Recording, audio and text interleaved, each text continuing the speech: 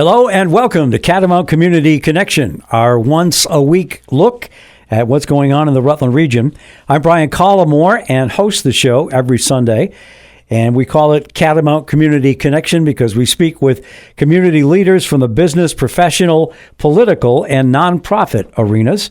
Our show is brought to you by the Rutland County Agricultural Society, which has brought you the Vermont State Fair at Rutland since 1846, and we're looking forward to the 180th Vermont State Fair, which will coincide with the country's 250th birthday next August 2026.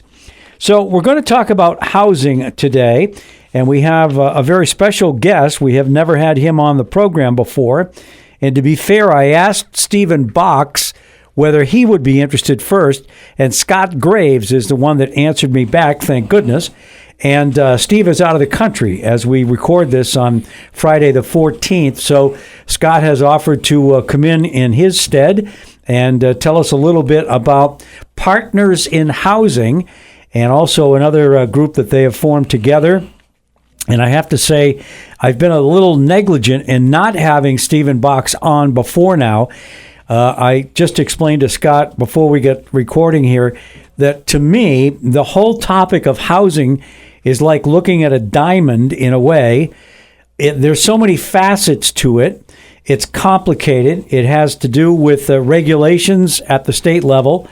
And there are a number of agencies that are all sort of working to provide housing. Some of it seems duplicative to me, but maybe not. The Partners in Housing is, I think, a more efficient and effective way to do this because there isn't a lot of bureaucracy attached to it. Anyway, with all that said, I'd like to welcome in Scott Graves, who is the founder of SMG Creative Enterprise, Inc., and also, as I mentioned, a partner with Stephen Box in Partners in Housing. So welcome in, Scott. It's your first time with us, but glad to have you aboard. It's an absolute pleasure to be here, Senator. Thanks for having me. We had occasion a couple of years ago, I think, to have the grand opening at what is called Base Camp. For those of you that have lived in the area for a while, it used to be Mr. C's Market when I first came to town up on North Main Street, and then it was a bike shop.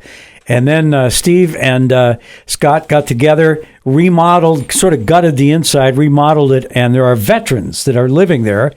And it all came about, with just, it seems like more ease and efficiency than it would have if one of the state agencies had been in charge. And I don't mean to continually pick on that, but I am in government, so I kind of understand how things have to work. And unfortunately, because of the way things do have to work, things get a little bit less facile to bring to fruition. So I remember being at the grand opening anyway, and it was very, very moving. Stephen did a nice speech about how some of the veterans that were able to move in there had been homeless up until this point. And so anyway, I thought we'd talk with Scott Graves today and talk a little bit about, and you guys have, I think, maybe a little unique situation. It's a private-public kind of relationship going. And I know we've invested a lot of money statewide, hundreds of millions of dollars in the last 10 years with housing. And I really have no idea, and I don't think anybody else does, how are we doing? I mean, you'd like to think back and say, for that amount of investment, we should be seeing buildings going up left and right. The other piece of this, I think, and I don't mean to make this a long question, there are a lot of houses in Rutland County or apartment buildings that have fallen into disrepair. So there's another program called VHIP, which is the Vermont Housing Improvement Program, which will give money to the owners of the building to rehab the building and then bring them back onto market so they can get rented again. And I know that is, I don't want to say it's oversubscribed, but I know a lot of people that have taken advantage of that. And we have seen buildings come back online. So that's another way to look at it. In other words, it doesn't necessarily have to be brand new construction. It can be rehabilitation too, right? Yeah, so there's a lot there to unpack. Yes, there is. That's great. That's a lot of good information. So let me see if I can unpack it in a way that's compelling for our listeners. Okay. Staying very Rutland County or Rutland City centric, VHIP, there are a variety of subsidies or other types of government programs that are available to us in Vermont, and they all work to some level of effectiveness, each in their own way. And they all probably have, whether they, not to say they were designed to do that or not, but sometimes there's holes in what we call, if you're a houser out there, you'll know, you've heard us talk about this at Partners in Housing meetings before, your financial stack, right? The different sources of capital you might use.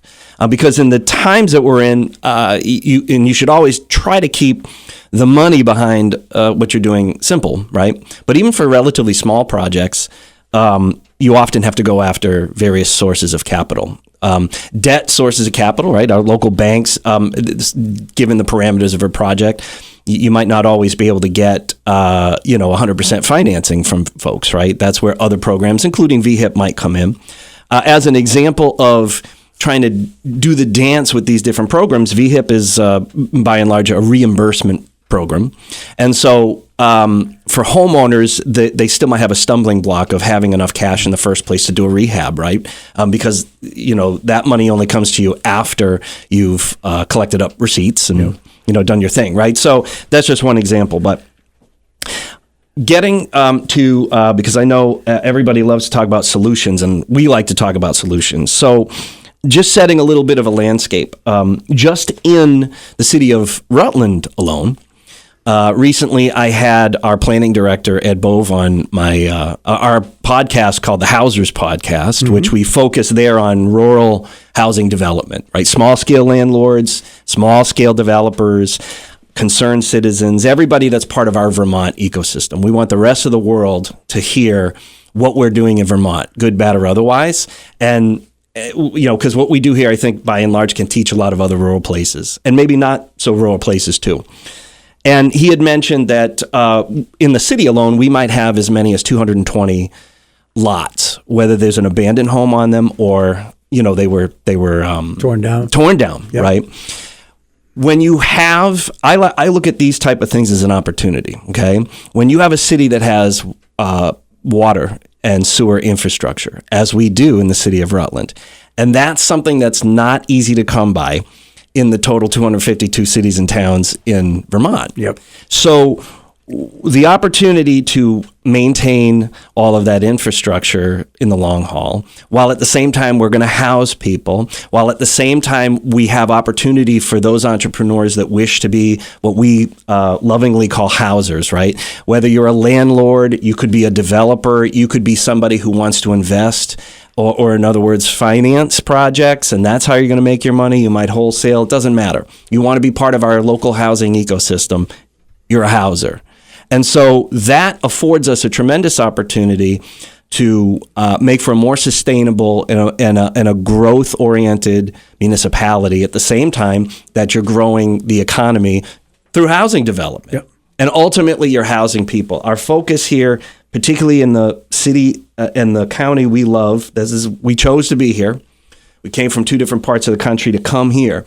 And it's all about more units of housing in a smart way, so that we're doing it both, when I say sustainably, it's financially sustainable, it's also environmentally sustainable over the long haul, and that's just good for the whole local economy.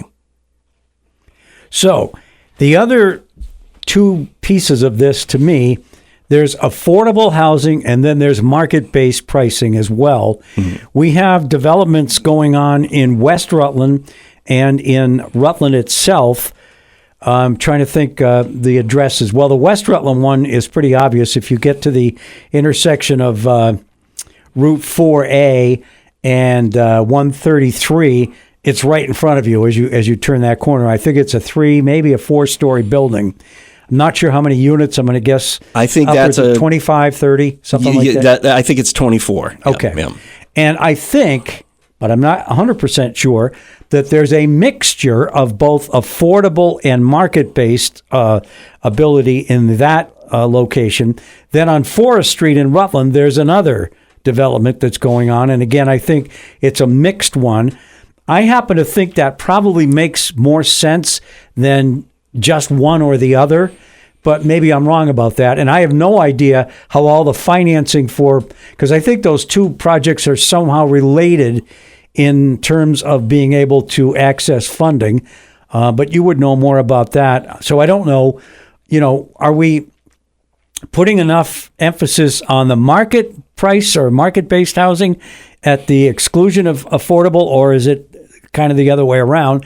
And where's all the funding coming from? Yeah, right. So first off, broadly speaking, we have most people would say we have a national housing crisis. I usually say everyone agrees that there is a dearth of certain kinds of housing, and it's different in different markets, right? There is no housing market in the nation. There's tens of thousands of markets, right? Yeah. And so it's a little bit different everywhere, right? And but maybe only half of the people consider that a crisis. Another half of the people consider it. That's a whole other conversation in and of itself, right? How we characterize how housing is being done and maintained in the country. Locally, we have a dearth of virtually every kind of what we would call middle market housing. Listeners may have heard that term, and that's really broad, okay? They may have also heard the term workforce housing, right? It's more or less one and the same, right? Yep. We have laborers of various kinds, can't find housing. They make good money, can show long-term household income, still can't find a place, right? Because you also need to find the right kind of housing for you. Young people want to stay here after high school or college, can't find the right kind of housing for them, et cetera, et cetera, et cetera. So we need middle market housing, and middle market housing can be on some level of what VHFA could consider a moderate to affordable, right? Or it might be purely market rate. And within market rate, you've got everything from a moderately priced rental all the way up to luxury housing that could be owned or rented. We need virtually all kinds that fall within that sort of middle market. Why is that? Let's think about our neighbors, who we're targeting, right? I mentioned laborers earlier, including in the trades, by the way. We have a dearth of people in the trades to actually build and rehab the housing we're talking about, because in the first place, many people that either grew up here or want to relocate, it's a desirable place to be, Vermont. But if you can't find a place to live in the first place, it's hard to set up your business and do everything else from there, right? We also have young technology or tech-enabled business professionals, right? Whether they're the entrepreneurs themselves or the people who would work for entrepreneurs that are now hiring. And we see that just north of us with examples like Beta Technologies and some of the chip-making businesses and so forth, that, it's hard to find people, employees as they grow because of housing. So we have all these different working people, whether they be single or families, by the way. And the important thing to having more of them in places like Rutland is they're going to be able to pay property taxes and other taxes and pay into the system, right? And the more we have organic growth of those households in a smart way, the more likely we can either keep static or reduce household property taxes on people on a fixed income. You don't want to be in a situation where a higher ratio every decade of your population is on a fixed income, and you have less and less, people who are currently working, right? Because now you have to raise your pricing, right? Your taxes on people who are least able to absorb that. Now I think I'm getting a bit off track. See, this is what happens when we... That's okay. So you're asking, the way we finance things, everything in business works in incentives, right? Our incentive is more or less, Stephen and I, is that if we don't build something or if we don't rehab something, we're not growing and we can't get paid and we can't pay others. So this is not a knock against other models, right? We have nonprofit housing trusts. They're developers in the state of Vermont. We have a variety of size and experience of small scale for-profit businesses that develop and build. We need all of them. But you also asked, what's the main difference? The main difference is we don't get paid until we've built something new of value. And so that's a big incentive. to do a variety of things. One, to simply get stuff done, right? Also, that we keep our costs in line with what we think our ability is at the end of a project to sustain. If it's a long-term hold, we're going to rent to others. We need to sustain the operating costs, right? But in the first place, we can't. That development project can't. Those costs can't exceed our capability to make money afterwards, right? So there's all these things that are strong incentives, because if you get any of them wrong, you're not a houser anymore, right? Yeah. And that's a little different for the nonprofit model. We keep our costs low, and we're not skimping on the quality of a unit, right? But we have to watch where all those pennies are going. We're talking to Scott Graves, who, along with Stephen Box, are partners in a business called Partners in Housing. And again, just to use the local example, what used to be Mr. C's up on North Main Street, and then was for a short time, I think it was a video store too for a short time. I don't remember. It was a bike shop. It was a bike shop, yeah. It's now housing vets. And it was a really, really emotional grand opening that I attended a couple of years ago. So they did this so well. So as you were talking, Scott, there's three other things that, and as I mentioned, when we started talking about this, folks, this whole housing thing is very complex. You can't just solve it by doing one thing. You got to do a whole bunch of different things, I think. But here's the latest information. Based on information that we were provided during the legislative session last, the average cost to build a new home somewhere in the $400,000 to $500,000 range, again, depending on who's doing it and all of that kind of stuff.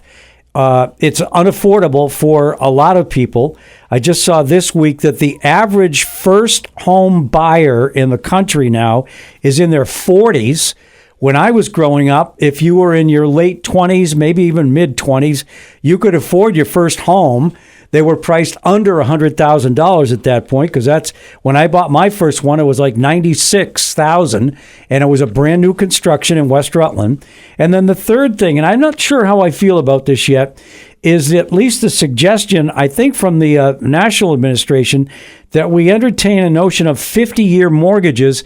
I don't know how I feel about that. I guess it makes sense if the average payment per month is something that a lot of people just can't afford without it being longer based in terms of a period of time, based on the mortgage.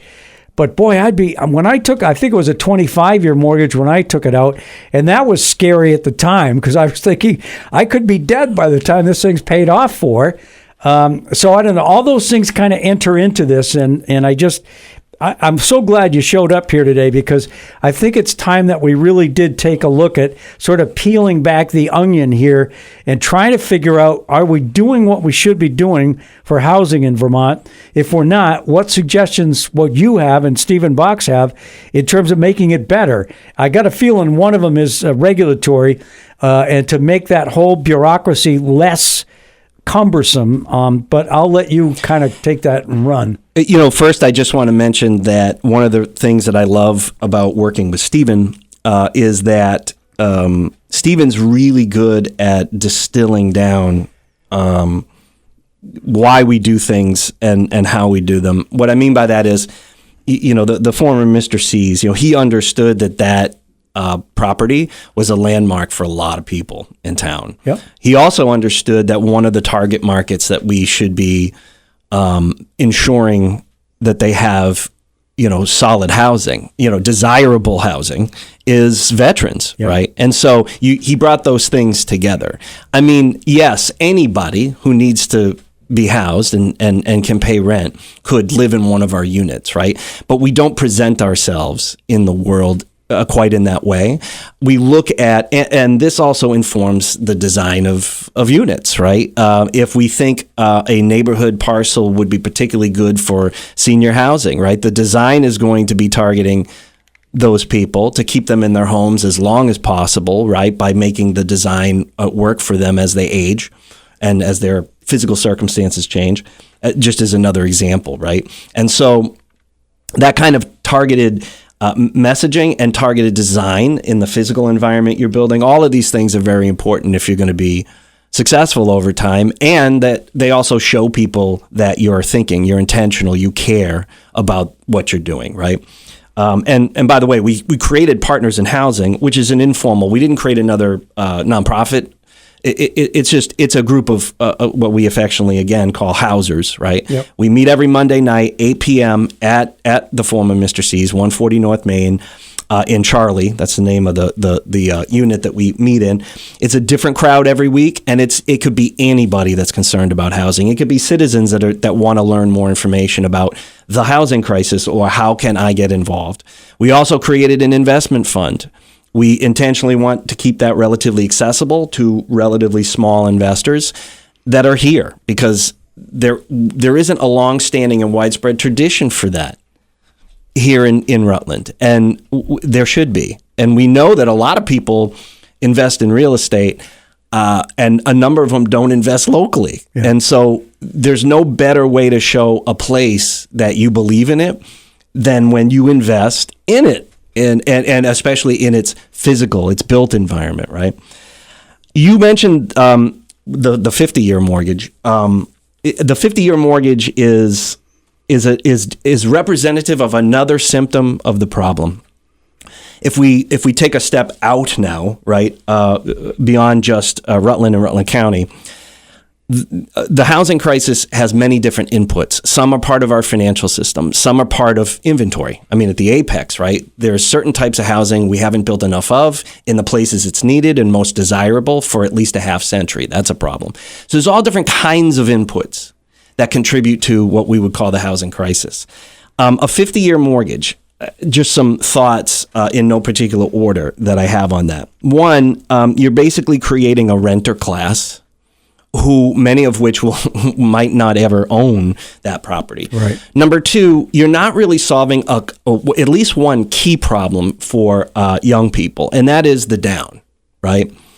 People, even if they are well-educated and well-employed and have some disposable income, for so many people in desirable markets, you simply can't save money fast enough after you pay all your core expenses. We've seen people here, and we're working on coming up with a solution to this with some of our investors, possibly. And that is, can we overcome this issue with the down payment, right? We've got people that have been gainfully employed in Rutland for more than a decade. They can show income.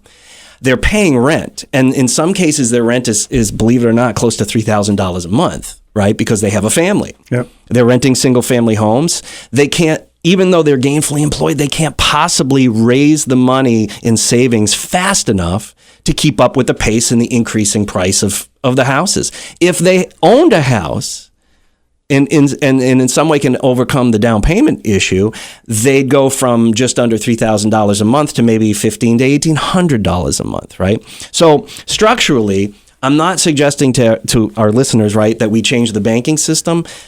That's all well and good, but that's going to take 30 years, right? There's a lot to that.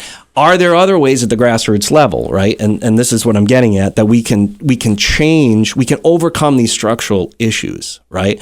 Because if we can, then they're actually much better for the local economy. We're creating opportunity for people. And what are they going to do with that disposable income? They're going to put it back into the local economy, right? Sure. That's just one example. The 50-year mortgage is, I mean, if you look, since that was announced by the administration on Monday, who's super psyched about this? Well, it's financial institutions. And it's not necessarily your local banks, right, but anybody that's going to make money off of that interest. I'll give you a direct example. I factored what it would have, if I had I don't, but if I had a 50-year mortgage at the price that we paid for our house 3 years ago when we moved here, and we might be over that additional 20 years paying as much as $800,000 more.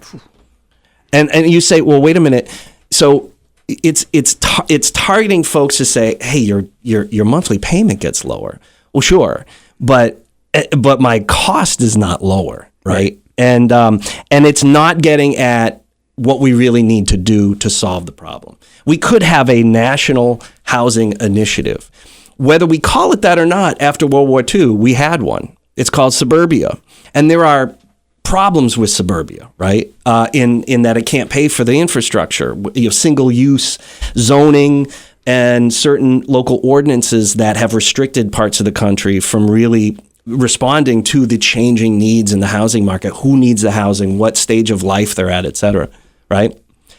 But we built a lot of housing regardless in the years after World War II, yeah. And we housed people. The GI Bill, yeah. Yeah, well, and coupled with economic development programming like that, right? Because Stephen and I do think beyond just the housing component of the greater economy, but to keep it focused, at least in our conversation, the one thing I will say too for housing is that unlike nearly every other economic sector, it in and of itself is a whole ecosystem unto itself. You've got your builders, your laborers, your developers, the financial institutions, et cetera, right?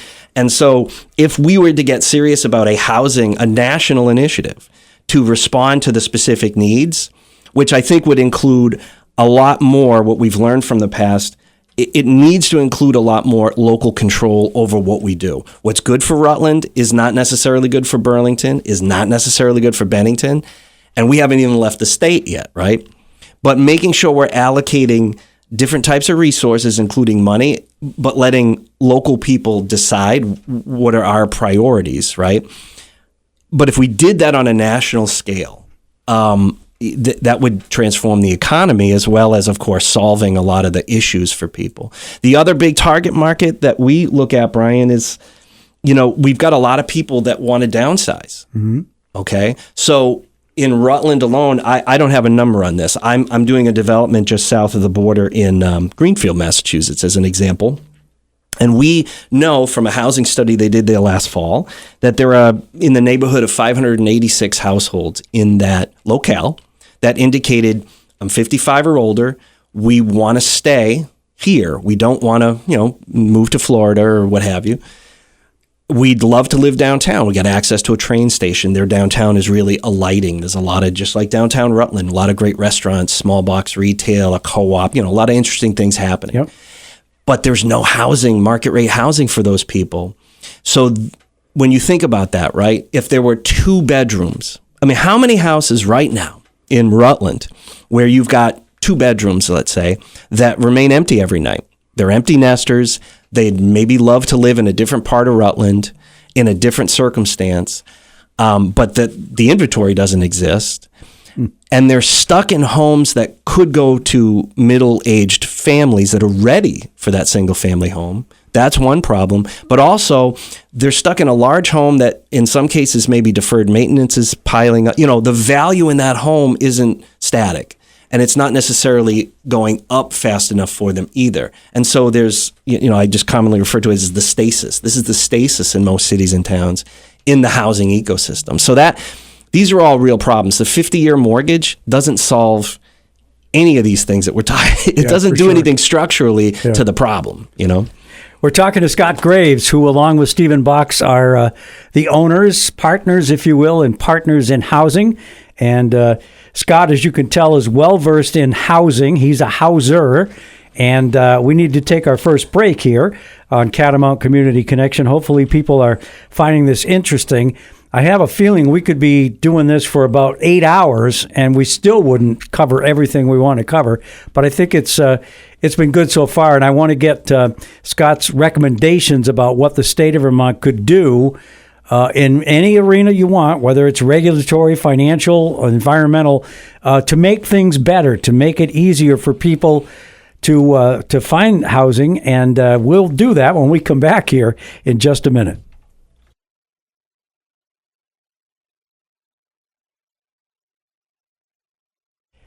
We're back on Catamount Community Connection, our weekly public affairs show here on all 5 of our radio stations. And I'm Brian Collamore, your host for the weekly show. And it's brought to you by the Rutland County Agricultural Society, which again has brought you the Vermont State Fair at Rutland since 1846. We're looking forward to the 180th Vermont State Fair coming up August of 2026. And again, I'm really happy that we're being able to talk about housing for the length of time that we have. Scott Graves is our guest today. He and Stephen Box are local developers in Partners in Housing. And we've given you the, kind of example of all the good work they did with what used to be Mr. C's here in town. But I know that there's other projects, and that's a fairly small one as development goes. I mean, there's others that are, hundreds of units.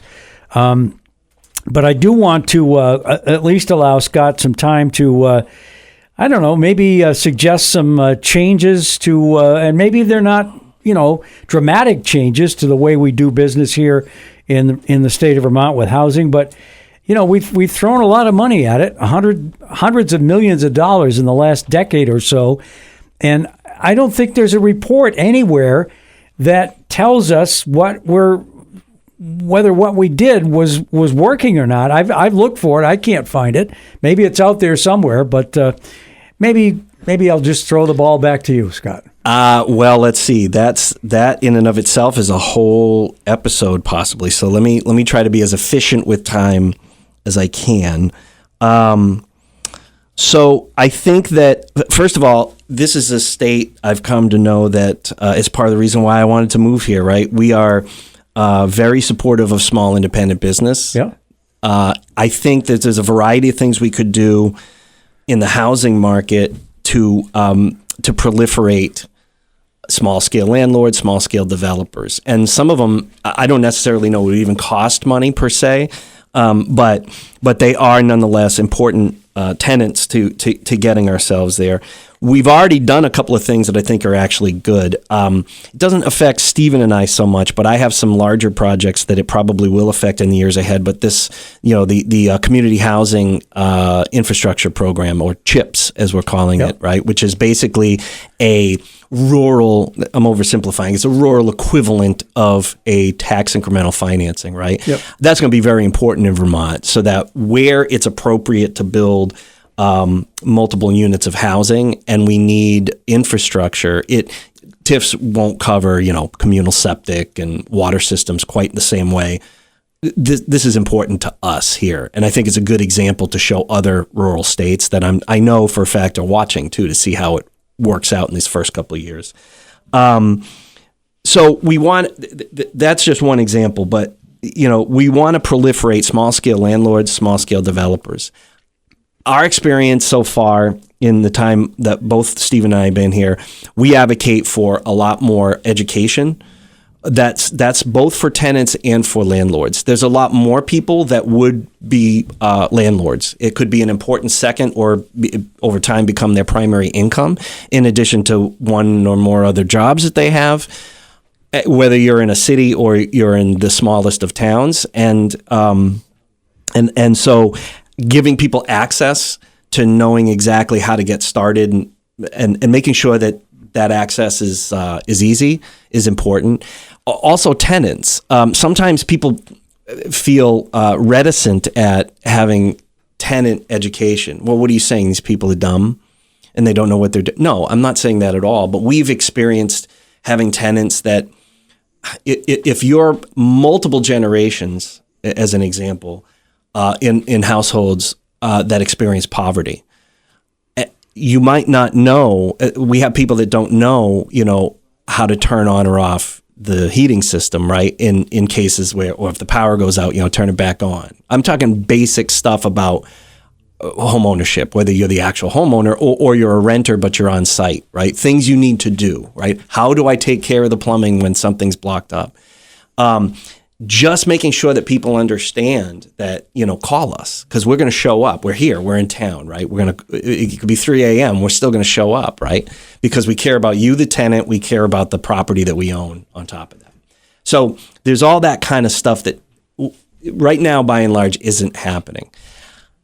This is a little more amorphous, right? What specifically to do? But the amorphous part, I guess, is we need a little bit more of a balance between the relationship between landlords and tenants when, unfortunately, it goes to the court system. That's just not based on personal experience, but I'm just watching a lot of housers throughout the state, not just in Rutland County, where, sometimes it's just easier to pay people to leave, all those kind of things. That makes newbies, coming into the field, like it makes you a little reticent, like, oh, could I really do this?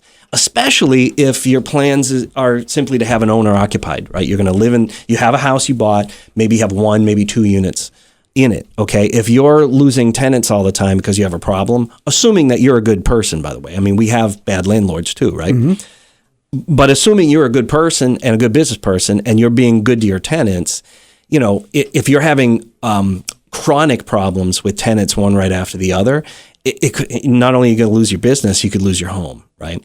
So some of those things, it'd be good for us to take a look and get together and have the hard conversations that lead to a solution, to them.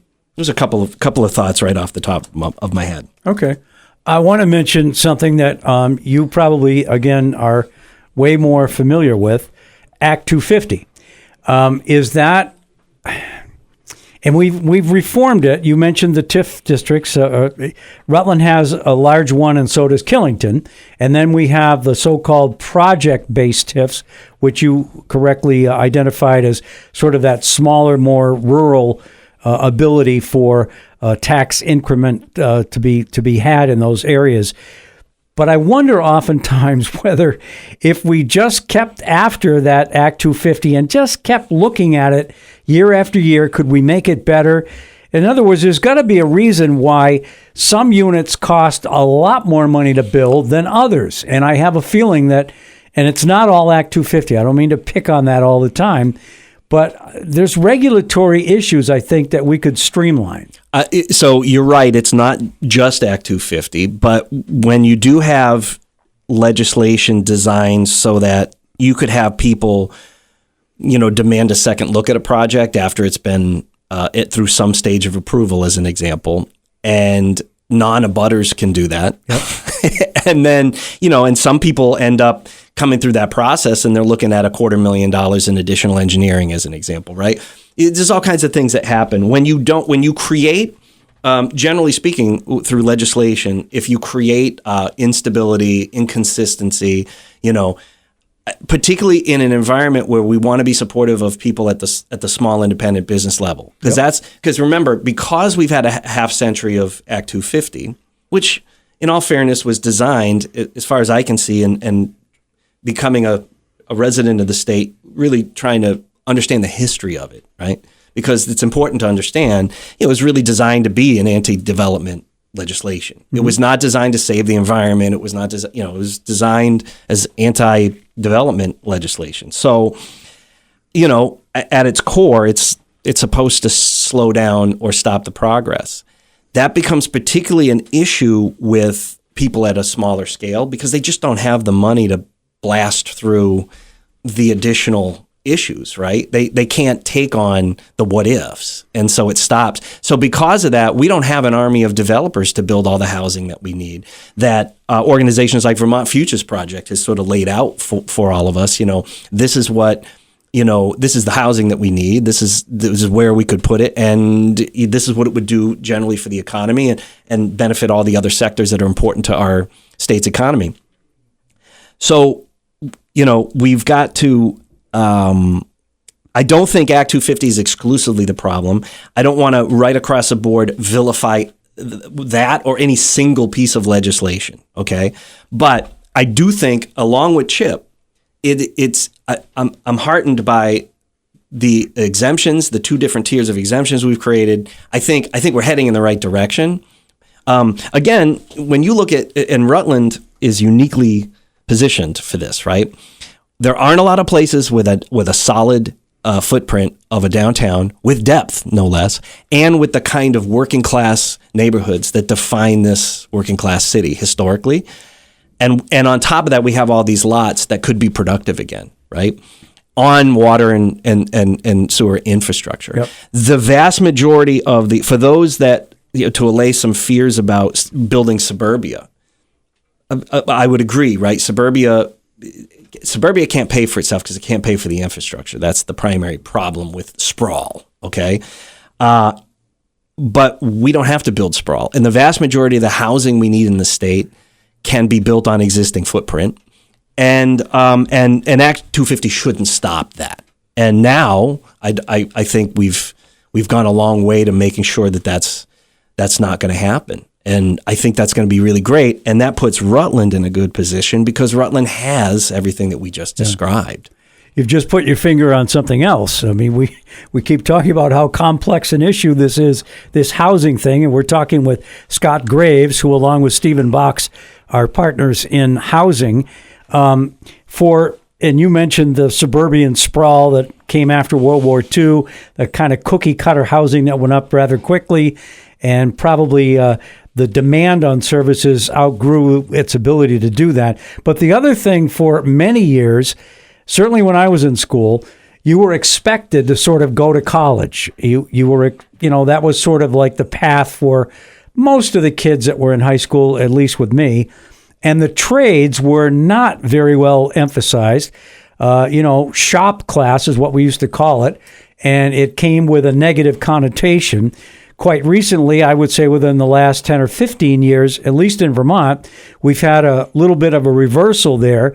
And bring back the trades was something that happened over at Castleton University this summer. So, if we had enough plumbers, electricians, and construction folks to build what we want to have built, that would be one thing. But we don't. We don't even have close to enough. So those folks are going to have to come from some other place. And then guess what? It gets more complicated because they're not going to be able to find housing to be here while we use their services. It's like a loop that never ends. There's no easy solution that's quick, and there's no silver bullet. However, I come back to what I made the statement earlier. But there's huge opportunity in this challenge that we have. We get serious about housing sits sort of at the apex of what you need, right? I mean, for that matter, if you don't have stable housing and you have other problems in your personal life or your professional life, it's much harder to address them in a timely fashion when you're still dealing with, I got to be in my car overnight, right? Or I got to find a couch to surf on, that kind of thing. The solutions need to address the fact, recognize first off the fact that this is a complex adaptive system we're dealing with. Remember, I said lots of inputs happening to you all at the same time. One person or one entity, one agency is not going to be able to address all of them. But the fact of the matter is multiple organizations, multiple businesses, and multiple agencies do need to coordinate. So the magic in all of this is where we coordinate together to address it. I'll give you an example. The first job that brought me to Vermont was to help create Startup Rutland. It's a great organization. The accelerator is still going. It's my former second is now the director, and he's doing a great job. The issue with an organization like that is if it's not coupled with housing. Right. And I learned this building 4 accelerators before that in Massachusetts. And now I'm building a 6th organization doing the same thing. But I'm doing it as a property developer. Right. Which is really what I wanted to do in the first place, which is, this is in this case, redeveloping mixed use buildings in a downtown. So that not only are you bringing tech entrepreneurs to town, but now they'll have an additional reason to stay, and that is you're giving them the housing, mm-hmm. right? You're providing the housing that is necessary for them so that they will stay, right? In that case, if the project's necessity is building a cluster in your community for well-paying jobs and jobs that are also desirable, you need to address these things. You might not be the houser that's building the housing, but you need to coordinate with others, because if you don't have the housing, you might create a successful economic development program in this example, but those people won't be retained. So the tax benefit long term, the social benefit won't come to your town. It'll go to some place else where they were able to find housing, right? So the top end thing here to think is it's about how you see the system. You need to recognize that there's a system in play, and you need to coordinate between the people who are best positioned to address these issues. If you don't address them, and I'm speaking now directly to us in Rutland and just Vermont in general, right? If we don't wrap our heads and get around what we need to do around housing, all of these other economic development initiatives, they have less positive effect, right? Because people will get the benefits of them, but they might not stay here. And that's a problem because we need the people too. And we're mostly talking about retaining people. This is a desirable place. People know what Vermont is, even if they have never been here, right? When you go to other places, not every state in the union can say that. That's something special. And that's taking care of itself. Now we got to take care of our own and make sure that the people here, that they can seek opportunity, right? And stay in a place that's desirable to them and have jobs and have a place to live. And that as their lives change, they continue to find the place to live, right? So that we can keep them here and being productive. We're talking to Scott Graves, who, along with Stephen Box, are partners in housing. And this has been great. We're going to take our second break, and when we come back, we're only going to have about 10 minutes left of the show. So hopefully you'll stick with us, and hopefully this has been informative for you and, well, entertaining to some degree as well. We'll be back in just a second.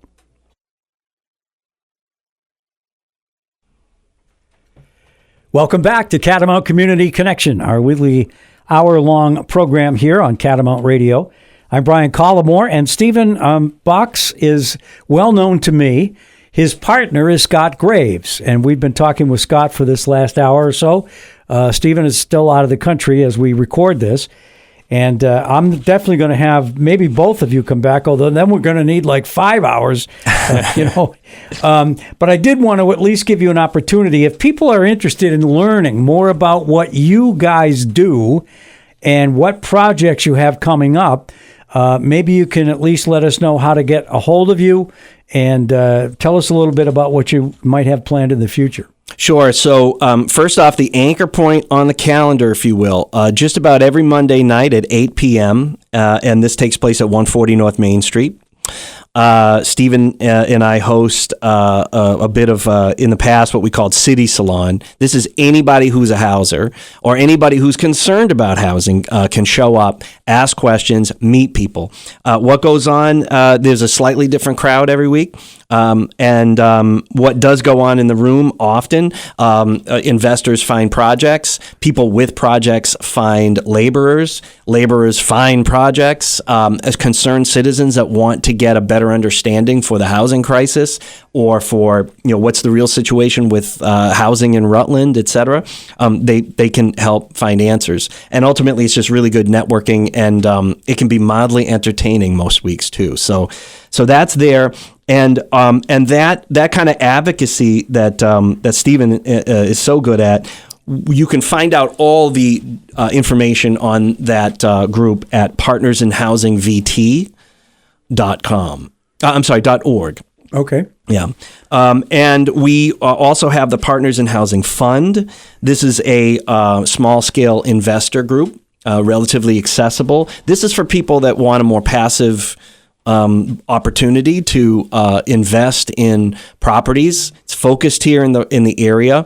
I'll also mention we go out. We have a bit of a speaking tour that's ongoing in different other parts of the state of Vermont, where we're helping encourage other folks too that might be interested in bringing small groups of their neighbors together. And how do you do that, right? How do you do it from a legal standpoint and from making it simple and making it effective, so that one of the things that we generally want to encourage people is a lot more local investment in property in your town. What kind of investment would we be talking about? Are you talking about $500, $1,000, $5,000? The ceiling is a little higher than that. Okay. The minimum on our particular fund is more like $50,000.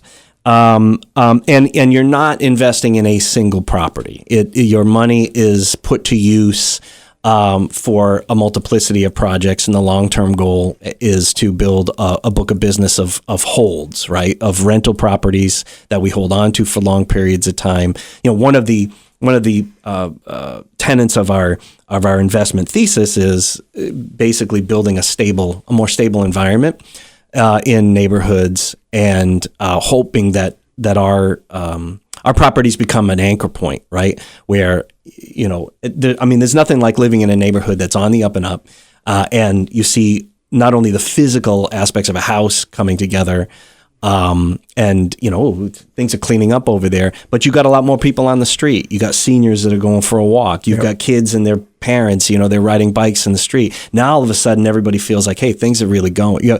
What some people call daylighting the neighborhood, right? Yep. People are out on the street, they're having a good time, they're conversing with each other. Now that says something very powerful about a city when you have that happening all over the place. And so, part of our thesis is in the kinds of investment that generate that. And so holds are important right now. But and we've got a multiplicity of investors already. We're looking for more so that we can do more projects. I'll just point out, I don't mean to interrupt. So the neighbors on both sides of a property that was dilapidated or not working see their property values go up as well when something happens next door to them that was a negative feature of the neighborhood. Now it's a real positive one. So again, for anybody that might be listening that has an interest in investing, Monday nights, 8 o'clock at what used to be Mr. C's on North Main Street in Rutland. You can go and learn more about this or go online, partnersinhousingvt.org is the address to go online. Okay, we've got 4 minutes left. How are we ever going to come to a conclusion and wrap this up? I have no idea. I guess one thing we should mention is our partnership falls under the name ModMen LLC. And it's called that. Mod is short for modular. And so in a lot of cases where we're talking about new construction, we're looking at various kinds of panelized or modular units. And why are we doing that? First of all, there's a relative plethora of startups in the state of Vermont that are providing different kinds of panelized or modular housing. We want to help them build their businesses in turn. Generally speaking, it's not always cheaper, but it's almost always faster to market, right? So if another important tenet of our investment, philosophy is getting units up and getting units up as quickly as possible, because we know we have the people out there. We usually have a wait list of people who are interested in units before we've even built them. And so getting stuff faster to market can also be financially more feasible for the project, but it's also the importance of getting the units up and running. And I think there's a little bit of innovation in there too, which sort of harkens to an interest that both Stephen and I have on doing things a little bit differently, especially when it's more to our advantage to do so. And we're looking at properties where, where they're underutilized. Houses that have more units, could have more units, but they need to be rehabbed, right? A lot of units were taken offline some time ago. We have a lot of large lots in the city. So there is the opportunity to add an appropriate amount of additional units on some of those lots. So we look for things where we can do things a little differently, but also do it in a way that the neighborhood, pays attention in a good way, like you just mentioned, Brian. Yeah. And of course, from an investment point of view, the faster things happen, the greater the ROI time period is as well. People will want to get some money made if they're going to invest in something. So that's right. All right, so we got a minute left. I just, again, want to thank Scott Graves for being our guest today on Community Partners, Catamount Community Connection. And please give Steve our best. Apologize to him. I've been, again, negligent in not having him on, although we haven't had a lot of the other housing people on either. But you guys seem to be nimble. You have the ability, because of the way you put things together, to get stuff done in a more efficient and probably in a more affordable way. And I really appreciate that. So please apologize to him. And hopefully we can have him come back with you at some point. Once the session starts in January, I have the ability to rent up there, so I'm only back on weekends and on Monday. So it would have to be either a Saturday, a Sunday, or a Monday for you to come back and record the show. But good luck. I know you got projects coming up, Scott, and I didn't realize you were part of Startup Rutland. That's great. I have great respect for Cedar and all the work that they've done, and it's nice to actually meet somebody that has another connection to them. So appreciate your time today, and hopefully we'll see you again in the very near future.